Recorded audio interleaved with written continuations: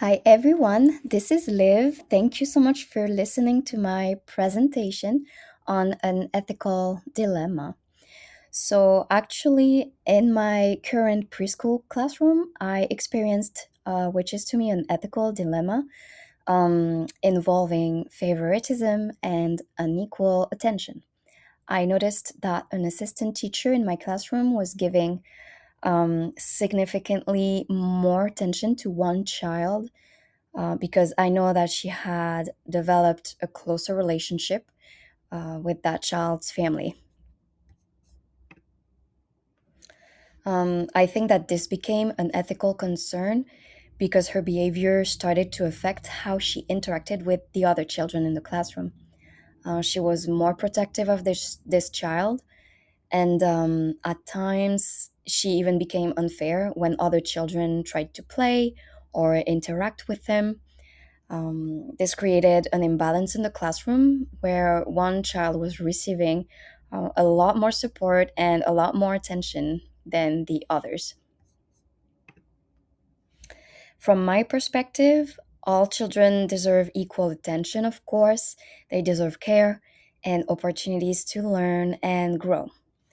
While it is natural for teachers to build relationships with families, it is also very important to remain professional and ensure that those relationships do not impact how we treat children in the classroom. So, this situation matters because favoritism can affect children's social and emotional development. Other children may feel left out or treated unfairly, which can impact their confidence and even their relationships with peers. It also affects the classroom environment by creating tension and limiting opportunities for positive social interaction between um, the specific assistant and the other children in the classroom.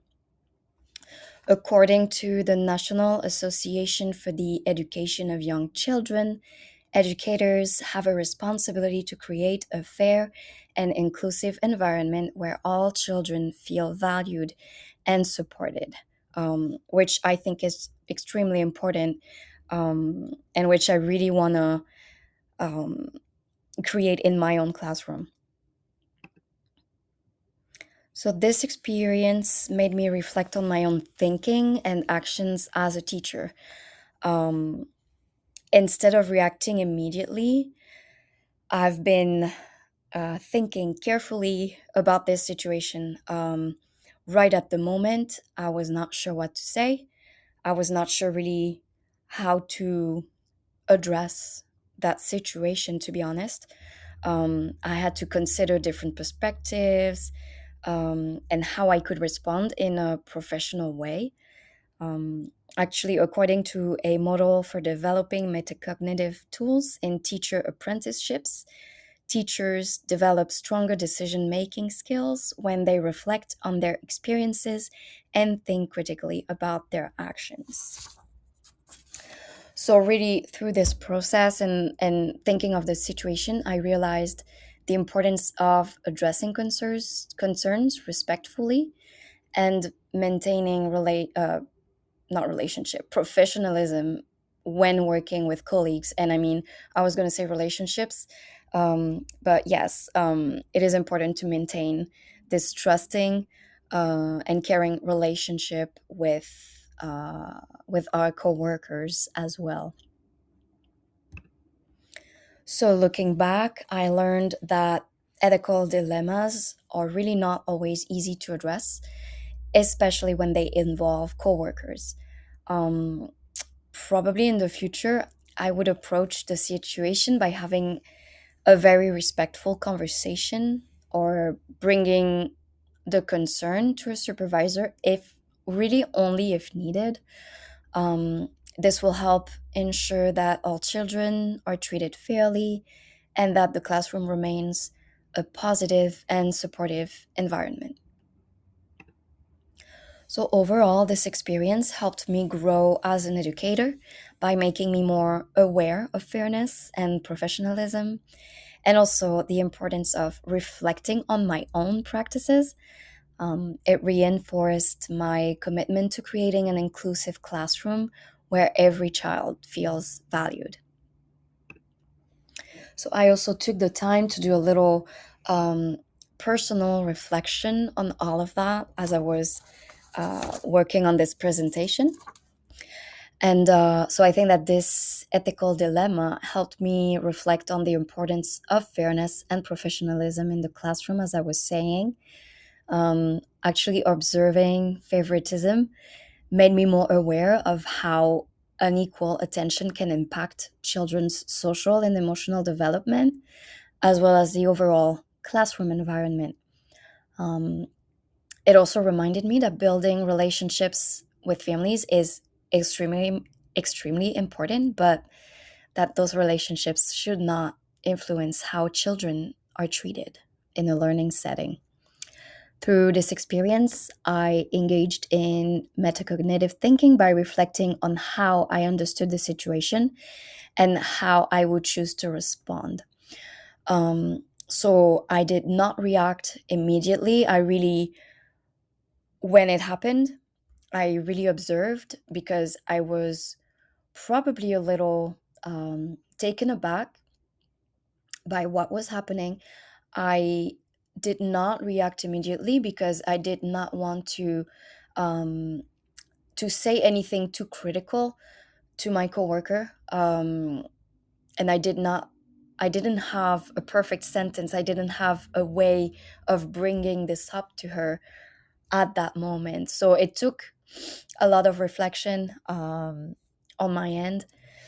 The situation happened maybe a couple weeks ago now. This is not a teacher, an assistant teacher that is with me a lot in the classroom. So I haven't seen her since, but I know that she is coming to my classroom again next week to cover a shift. And I already know that I will need to bring it up to her because the child that she knows is always with me, and I know that she is going to show the same patterns that she did before.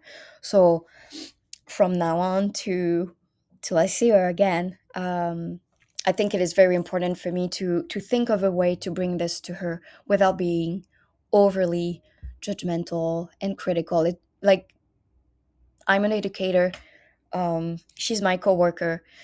I have a good relationship with her, so it is really important to just make her maybe aware of the fact that she might favor this kid a little bit, and that maybe the other children are noticing it, and that maybe she could give that kind of attention to the others as well, always in a respectful way.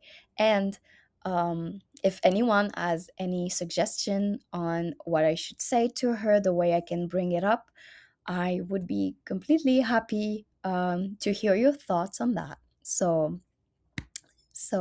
that's all I have.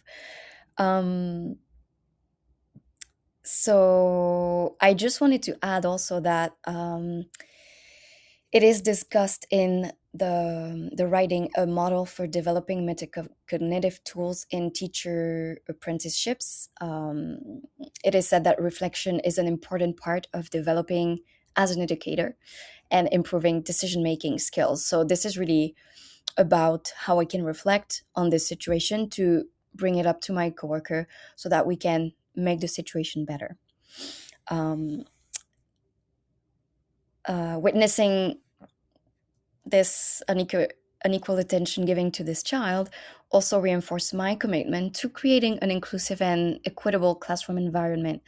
Um, in the future, I will definitely continue to be mindful of fairness, and I will address concerns in a respectful and professional way. Overall, I think this experience is helping me grow as an educator by strengthening my ability to reflect, make thoughtful decisions, and advocate for all children. So, here are the references that I used for this presentation. Thank you very much, everyone, for listening. As I said before, if you have any insight for me, if you encountered the same situation, please let me know about how you addressed it, which kind of words you used that you thought were thoughtful and were respectful towards your coworker. I would really appreciate it.